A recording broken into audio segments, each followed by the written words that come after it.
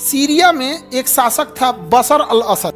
वो सैनिक तानाशाह था। अमेरिका ने पब्लिक को हथियार दिया, अमेरिका ने पैसा दिया कि मारो किसको, बशर अल असद को। तो आईएसआईएस को अमेरिका भी मार रहा है, रूस भी मार रहा है, विद्रोही भी मार रहे हैं, असद भी मार रहा है। तो आईएसआईएस भी अमेरिका को मार रहा है, रूस को मार रहा है, विद्रोही को मार रहा है, असद को मार रहा है। तब तक उसमें आ गए से कुर्द कहें सब कि आधा सीरिया मेरा। पूरा का पूरा सीरिया तबाह बर्बाद हो गया है। 40 लाख से ज्यादा लोग मर गए हैं। इस अमेरिका ब्रिटेन ही सबके चक्कर में यहाँ पर ये सब जहां जहां से गए थे सब जगह से विभाजन करते गए।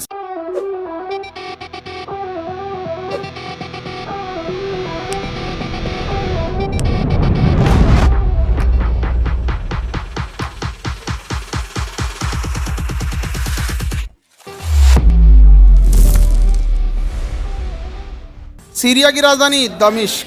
सीरिया आज तबाह बर्बाद हो गया गृह युद्ध के चक्कर में। सीरिया तबाह बर्बाद हो गया। सीरिया मिल गया, सीरिया की राजधानी। सीरिया में गृह युद्ध चल रहा है। सीरिया में क्या चल रहा है? गृह युद्ध चल रहा है। एक्चुअल में सीरिया में हुआ क्या, अमेरिका न चाहता नहीं है कि रूस ताकतवर हो सके। तो ये सीरिया है। सीरिया में एक शासक था बशर अल असद। वो सैनिक तानाशाह था, सेनापति था, प्रधानमंत्री राष्ट्रपति को उड़ा दिया, अपने बन गया। कहा कि अब से कोई प्रधानमंत्री राष्ट्रपति नहीं रहेगा, जिसको विरोध करना है लाइन में खड़ा रहो, टैंक मार दो, मार दिया, काम खत्म। ऐसे करते करते 30 साल तक शासन किया। 30 ईयर्स, 30 साल तक शासन किया। 30 साल शासन के बाद जनता तो उबेगी। तो शासन से जब जनता उब गई थी तो विरोध की जनता ने, तो इसने जनता के ऊपर क्या किया, गोली चलवा दिया। अमेरिका ने पब्लिक को हथियार दिया, अमेरिका ने पैसा दिया कि मारो किसको, बशर अल असद को। किसे मारो? बशर अल। तो बताइए यहाँ पब्लिक किसे मार रही है? बशर अल असद को। अब बशर अल असद किसे मार रहा है? पब्लिक को। आपस में मार रहा है, इसी को कहते हैं गृह युद्ध। अब बशर अल असद हम समर्थन मांगने चला गया रूस से, तो रूस भी मार रहा है पब्लिक को। हो काहे मार रहे हो बशर अल असद को? मारो पब्लिक को। तो पब्लिक चल गई अमेरिका के पास, अमेरिका मार रही है बशर अल असद को। समझ में आ गया कि नहीं आ गया? तब तक उसमें आतंकवादी घुस गए सब। आईएसआईएस कहे सब कि मेरा रहेगा, उतरतरा दिया सबको, कहा हम सबको मारेंगे। तो आईएसआईएस को अमेरिका भी मार रहा है, रूस भी मार रहा है, विद्रोही भी मार रहे हैं, असद भी मार रहा है। तो आईएसआईएस भी अमेरिका को मार रहा है, रूस को मार रहा है, विद्रोही को मार रहा है, असद को मार रहा है। तब तक उसमें आ गए से कुर्द कहें सब कि आधा सीरिया मेरा, आधा सीरिया मेरा। तो फिर बसद उसको मार रहा है, तुम कौन है रे? विद्रोही कह रहा है तुम कौन है?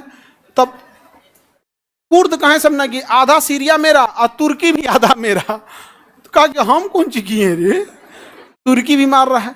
तो पूरा का पूरा सीरिया तबाह बर्बाद हो गया है। 40 लाख से ज्यादा लोग मर गए हैं।